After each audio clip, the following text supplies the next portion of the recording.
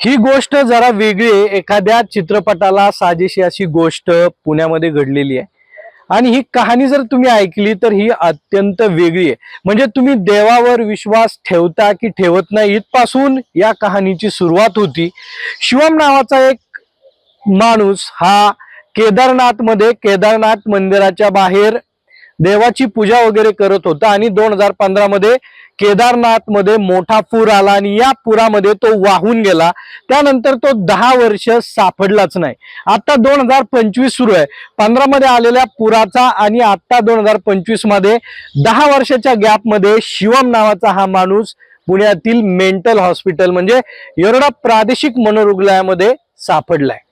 गोष्ट सुरू होते इथूनच की शिवम हा मेंटल हॉस्पिटलमध्ये दाखल झाला कसा। आपण जर पाहिलं तर हा शिवाची म्हणजे शंकराची भक्ती करणारा हा शिवम केदारनाथ मध्ये भक्ती करत होता आणि पुराच्या वेळेस अनेक लोकांचा मृत्यू तेव्हा झालेला होता। मात्र त्याच वेळेस तोही या पुरामध्ये वाहून गेला। नंतर म्हणजे 15 पासून ते 21 पर्यंत हा शिवम कुठे होता कुणाला माहिती नाही। मात्र हा 2021 मध्ये संभाजीनगर जिल्ह्यामध्ये असणाऱ्या वैजापूर तालुक्यातील एका गावामध्ये सापडला आणि तेही एका मंदिराच्या बाहेर। हे मंदिरही शिवाचं मंदिर होतं म्हणजे महादेवाचं मंदिर होतं आणि या मंदिराच्या बाहेर हा पूजा करत होता। त्याला कुठलीही भाषा जी आहे ती समजत नव्हती, बोलता येत नव्हती।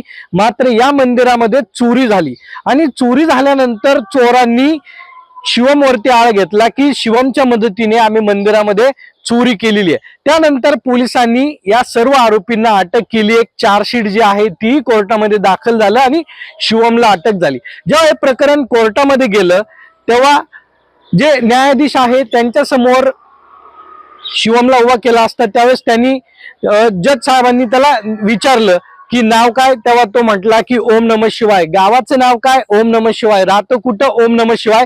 तेव्हा न्यायाधीशांच्या लक्षात आल्यानंतर काहीतरी हा वेगळी भाषा बोलतो आणि त्याचा या चोरीशी कुठलाही संबंध नाही असं लक्षात आल्यानंतर त्याला जी न्यायालयीन प्रक्रिया आहे त्या न्यायालयीन प्रक्रियेनुसार प्रादेशिक मनोरुग्णालय पुणा या ठिकाणी त्याला भरती करण्यात आला आणि त्यानंतर त्याच्यावरती उपचार सुरू झाले। उपचार सुरू असताना तो आपली भाषा बोलत होता, कुणाशी बोलत नव्हता।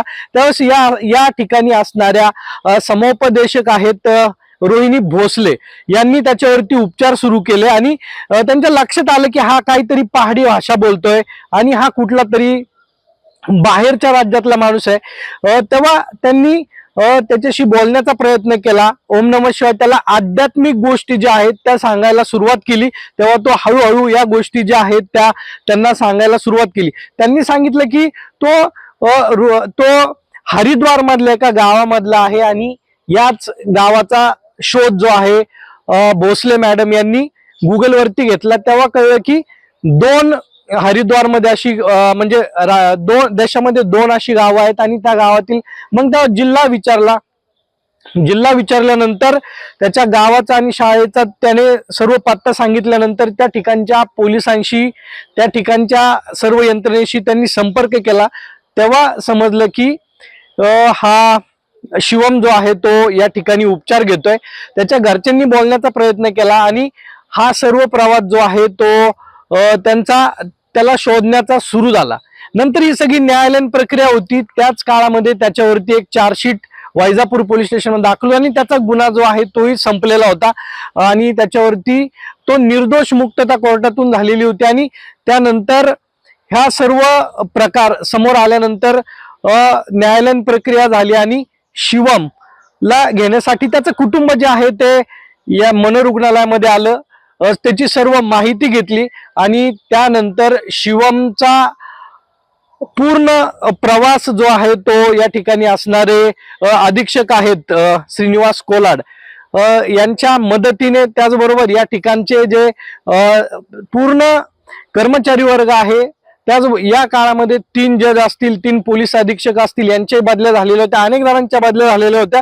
मात्र तरीही श्रीनिवास कोलाड आणि रोहिणी भोसले यांनी शिवमच्या पाठपुरावा जो आहे तो सोडलेला नव्हता आणि अखेर शिवमचा प्रवास संपला आणि त्याचे घरचे त्याला घ्यायला एवढा मनोरुग्णालयामध्ये आले आणि त्याला आता ते घरी घेऊन गेलेले आहेत. म्हणजे एक वेगळी स्टोरी जी आहे ती आपल्याला या माध्यमातून पाहायला मिळते. अजूनही माणुसकी जिवंत आहे आणि त्यांच्या घरच्यांचा पूर्ण विश्वास होता की आमचा भाऊ कुठेतरी जिवंत असेल.